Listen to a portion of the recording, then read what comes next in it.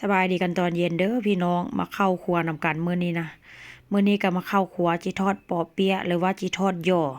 ไปโรงเรียนของลูกชายมื้อนี้ทอดไปก็ตื่นเต้นไปแล้วก็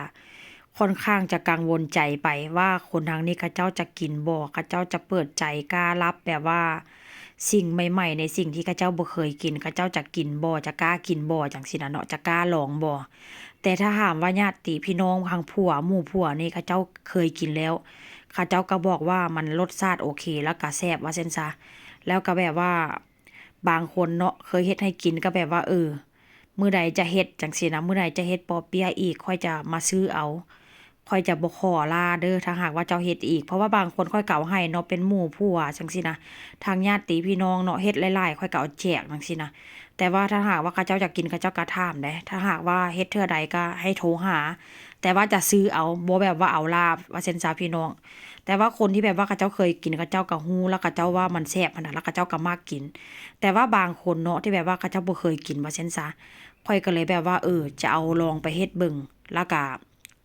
ลองเบิ่งว่าเขาเจ้าจะกล้าเปิดใจกล้าชิมบ่หั้นน่ะพี่น้องมื้อนี้เฮ็ดไปก็คิดไปเด้คิดไปแล้วก็กังวลไปว่า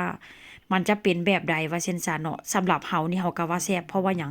ข้อยเฮ็ดกับข้าวกับน้ำนี่อันใดแซ่บๆนี่ค่อยคนใส่พี่น้อง เสียเงินบ่ว่าเสียหน้าบ่ได้ข่อยนี่ได้แล้วฉะนั้นก็เลยแบบว่าเฮ็ดรอบใดนี่ก็ต้องแซ่บไว้ก่อน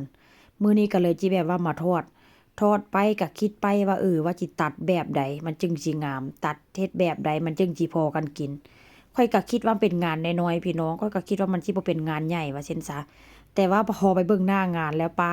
ติโถคนหลายแท้หลายว่าก็คือว่าหั่นแหละเนาะมันมีแบบว่าเพราะว่ามันมีแบบว่า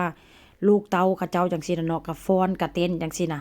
แบบว่ามันมีงานพี่น้องข้อยก็บ่ฮู้ข้อยก็เอาแน่ๆซะเนาะบ่คิดว่ามันสิเป็นงานใหญ่ประมาณนี้แล้วไปถึงหน้างานแล้วมันใหญ่คนก็หลายข้อยก็เฮ็ดไปน้อยๆข้อยก็บ่คิดว่ามันสิใหญ่ขนาดนี้ว่าซั่นซะข้อยก็เฮ็ดเท่าที่แบบว่าความเข้าใจของข้อยแหละเพราะว่ามันมีงานรอบแล้วนี่ก็เป็นงานน้อยๆแล้วเขาเจ้าก็บ่ได้บอกข้อยว่ามันเป็นงานใหญ่ว่าซั่นซะพอเอาไปวางพี่น้อง ไปวางเนาะหลังจากแบบว่าเขาเจ้าแสดงอันแบบว่าการเต้นการฟ้อนแล้วเรียบร้อยแล้วเขาเจ้าก็พากันย่างมากินบางคนก็มาซีมแล้วรอบหนึงก็ย่างกลับมาที่ซีมรอบ2ก็บ่ทันได้ซีมพี่น้องเพราะว่าเขาเจ้าต่อแถวกันซีมว่าเช่นซะแล้วก็มีหลากหลายแบบเชื้อชาติได้หลากหลายประเทศที่แบบว่าเขาเจ้าเอามาวางหั่นน่ะเนาะเอากับข้าวกับน้ำมาวางว่าเช่นซะหลายแต่ว่าค่อยก็ไปซีมได้ค่อยก็ไปซีมหลายประเทศมาอยู่แต่ว่าก็ต้องได้กลับมาโต๊ะตัวเองคือเก่าว่าเช่นซะ เพราะว่าบางคนเขาเจ้าย่างมาเนาะเขาเจ้าก็ถามว่าข้างในไส้มันน่ะมีหยังแด่เขาก็ต้องได้มาบอกกับเจ้าว่าซั่นจ้าพี่น้องเพราะฉะนั้นแล้วก็เลยแบบว่าอยากไปถ่ายรูปแต่ละบงแต่ละบ่อนหั่นน่ะตามแบบว่าเขาเจ้ามีอาหารหยังแด่